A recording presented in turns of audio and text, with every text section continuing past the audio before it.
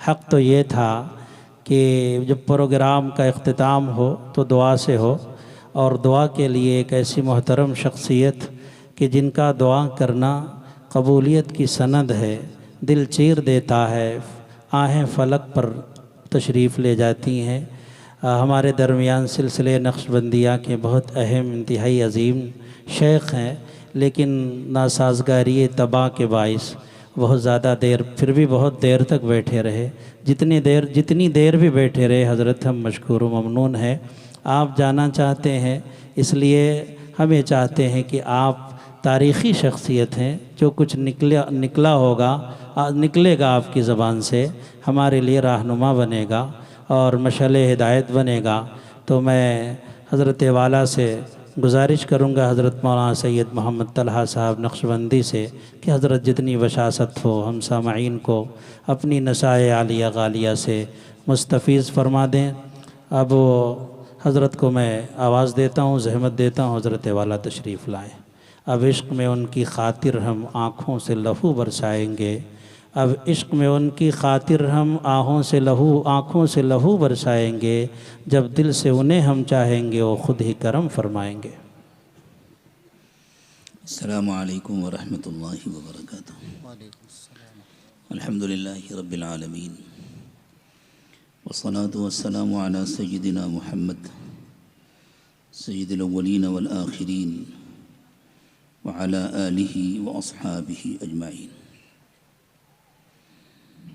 اما بعد فاعوذ باللہ من الشیطان الرجیم، بسم اللہ الرحمن الرحیم۔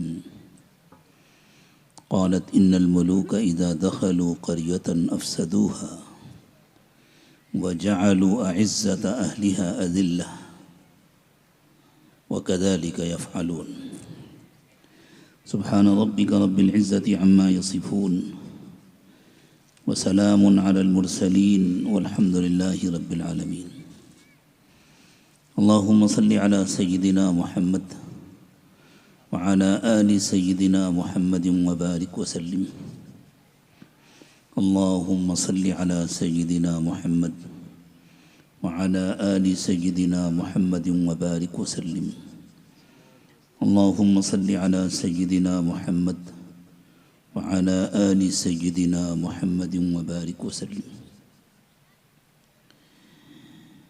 مجلس کے ادب کا اور آپ حضرات کی محبت کا تقاضا تو یہی تھا کہ میں اخیر تک آپ کے درمیان موجود رہتا ہوں، اور شاگردوں کے بعد استاذ القراء اور استاذ الاساتذہ اور میرے نہایت مخلص دوست حضرت قاری آفتاب صاحب کی تلاوت سے میں بھی مستفید ہوتا، متمتع ہوتا۔ لیکن بتلانے کی ضرورت نہیں ہے، آپ حضرات واقف ہیں کہ میں جس شدید بیماری سے ابھی بہت جلد اٹھا ہوں، اس میں جتنی بے احتیاطی کر رہا ہوں وہ ڈاکٹروں کی منشا کے خلاف ہے۔ ڈاکٹروں کا کہنا یہ ہے کہ ابھی اور کم از کم 3-4 مہینے آپ کو اسی طرح احتیاط کرنی چاہیے جیسے عین بیماری کی حالت میں احتیاط کر رہے تھے۔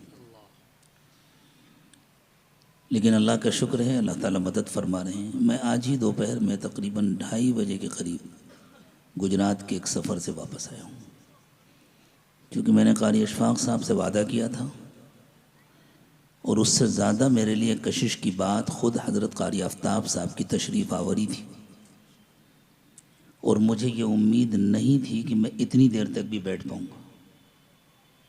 میں نے یہ سوچا تھا کم از کم اپنی حاضری درج کرا دوں اور اللہ کے نیک و مقبول بندوں سے ملاقات کر لوں، قرآن پاک کی تلاوت سے اپنے سینے کو منور کر لوں، جتنی بھی میرے مقدر میں ہو، اور پھر معذرت کر کے رخصت ہو جاؤں، پھر کبھی ملاقات ہو انشاءاللہ۔ لیکن اللہ تعالیٰ نے فضل فرمایا اور اتنی دیر تک بیٹھنے کی ہمت و طاقت عطا فرمائی۔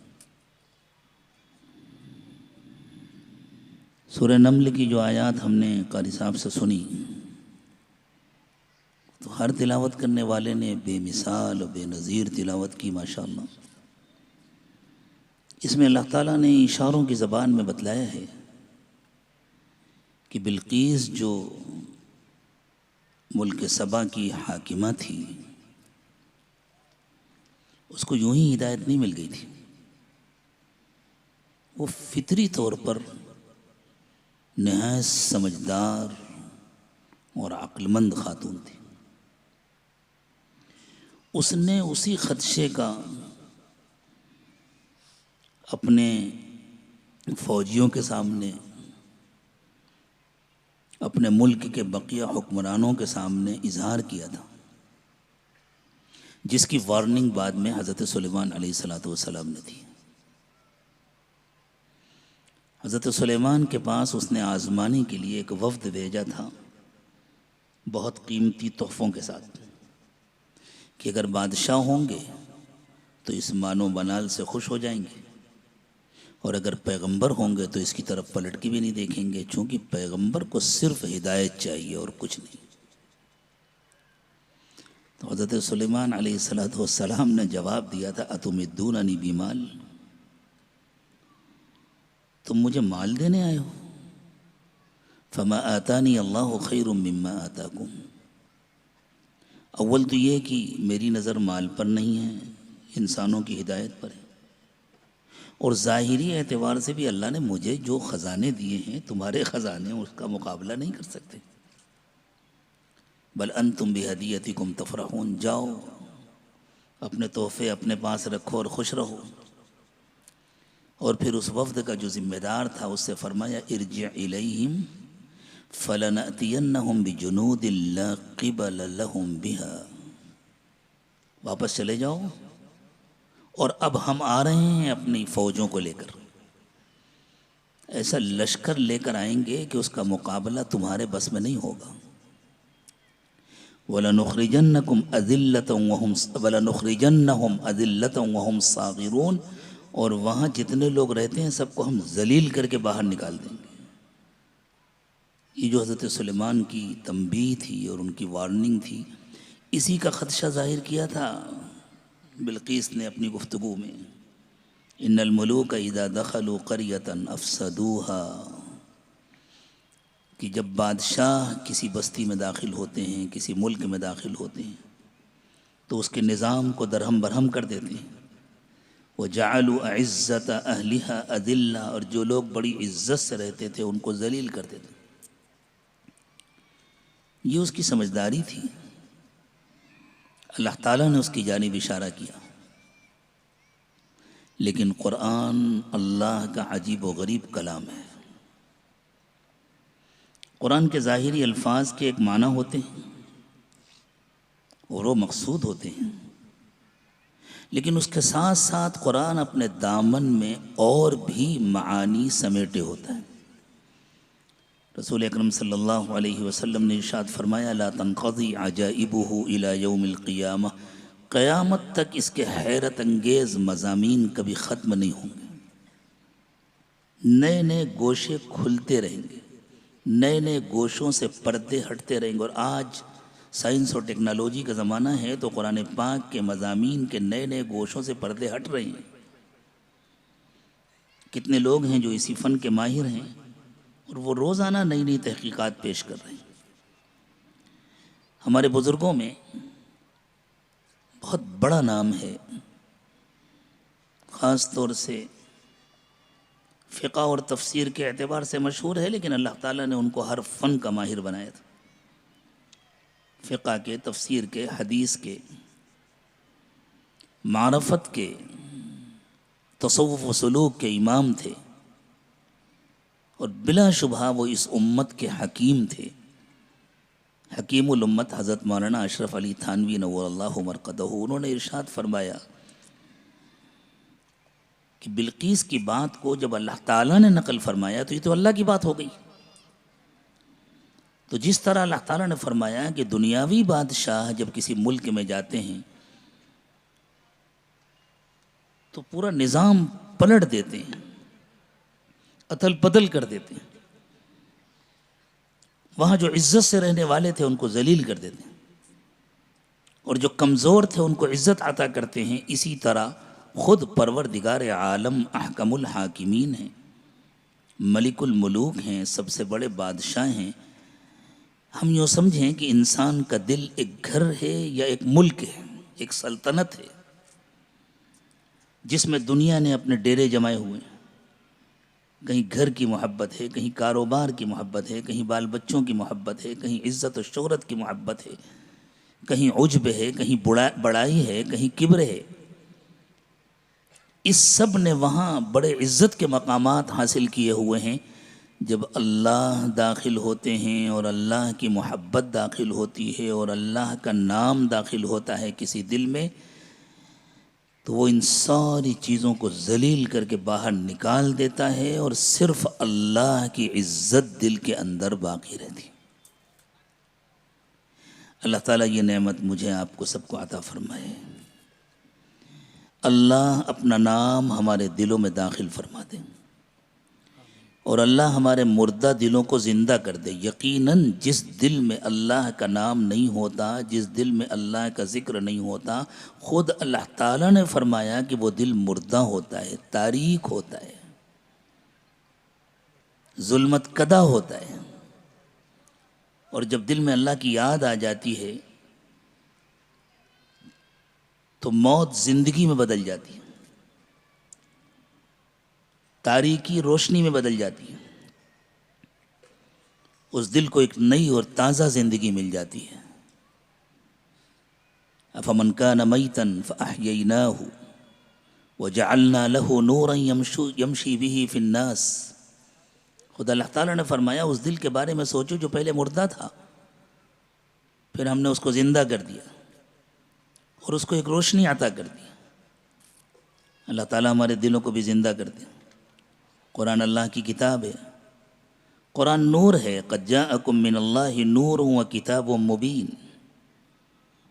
یہ وہ روشنی ہے جو دل میں اترتی ہے، یہ وہ روشنی ہے جو سب سے پہلے دل کو روشن کرتی ہے، منور کرتی ہے، اور پھر جس طرح بلب کے اندر کا پوائنٹ پہلے روشن ہوتا ہے پھر پورا بلب روشن ہو جاتا ہے، ٹیوب لائٹ کا خاص پوائنٹ پہلے روشن ہوتا ہے پھر پورا ٹیوب روشن ہو جاتا ہے، پھر پورا کمرہ روشن ہو جاتا ہے، پورا ماحول روشن ہو جاتا ہے۔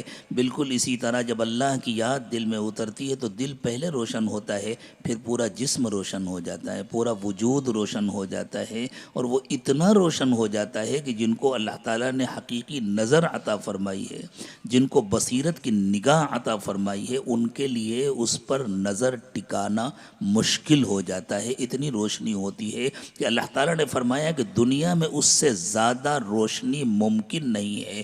مثل نورہ کمشکات فیہا مصباح، المصباح فی زجاجہ، الزجاجۃ کأنہا کوکب دری یوقد من شجرۃ مبارکہ زیتونۃ لا شرقیۃ ولا غربیہ یکاد زیتها یضیء ولو لم تمسسہ نار نور علی نور۔ مومن کا دل کیسا روشن ہوتا ہے، اللہ تعالیٰ نے ایک بڑی بلیغ تشبیہ کے ذریعے اس کو بیان کیا، اور پھر ارشاد فرمایا وہ روشنی نہیں ہوتی، روشنی کا سمندر ہوتا ہے، وہ تہ بتہ روشنی ہوتی ہے، اوپر نیچے روشنی ہوتی ہے، گویا روشنی کا سیلاب ہوتا ہے۔ نور علی نور یہدی اللہ لنورہ من یشاء۔ ہم سب اسی لیے جمع ہوئے ہیں، اور اسی لیے ہم سب کو جمع ہونا چاہیے ایسی مجلسوں میں کہ قرآن جو سراپا نور ہے وہ ہمارے دلوں میں اتر جائے۔ اللہ میرے دل کو بھی روشن کر دے، آپ کے بھی دل کو روشن کر دے۔ یہ بالکل خلاف توقع اور جو پروگرام پہلے سے طے تھا اس سے ہٹ کر گفتگو ہو رہی ہے۔ ابھی آپ کو مزید قرآ کی تلاوتیں سننی ہیں، اور پھر استاذ القرآ حضرت قاری آفتاب صاحب کی تلاوت خاص طور سے سننی ہے، چونکہ اس عاجز کے لیے دیر تک بیٹھنا آسان نہ تھا، اور یہاں جہاں اس وقت بیٹھا ہے یہاں بھی دیر تک بیٹھنا آسان نہیں۔ اس وجہ سے بھی ضرورت ہے کہ یہ گفتگو مختصر کی جائے، اور اس کی اپنی حالت کا تقاضا بھی یہی ہے۔ تو میں ان جملوں کے ساتھ آپ سے رخصت ہو رہا ہوں۔ آپ میرے لیے دعا فرمائیں، میں آپ کے لیے دعا کروں۔ ہم جس دل کو لے کر یہاں آئے تھے اس کی جو کیفیت تھی، اللہ کرے کہ جاتے وقت وہ نہ ہو، اس سے بہتر ہو۔ آمین۔ اللہ ہمارے دلوں کو نئی زندگی عطا فرمائے، اللہ ہمارے دلوں کو روشن اور منور فرمائے۔ وآخر دعوانا ان الحمدللہ رب العالمین۔ میں ان طلباء کو بھی مبارکباد دے رہا ہوں جن کی دستار بندی ہوئی، اللہ تعالیٰ ان کو اس نعمت کی حفاظت کرنے کی توفیق عطا فرمائے۔ السلام علیکم ورحمۃ اللہ وبرکاتہ۔ السلام۔ دل حزین تو جو دنیا میں الجھا رہتا ہے، دل حزین تو جو دنیا میں الجھا رہتا ہے، خدا کرے کہ تجھے عشق مصطفیٰ ہو جائے۔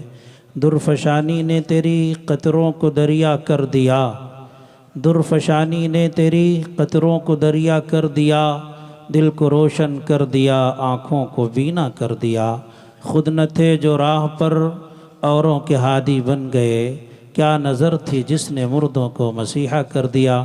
حضرت والا نے بیش قیمت نصیحتوں سے ہمیں سرفراز فرمایا۔ اللہ تعالیٰ حرز جاں بنانے کی توفیق عطا فرمائے۔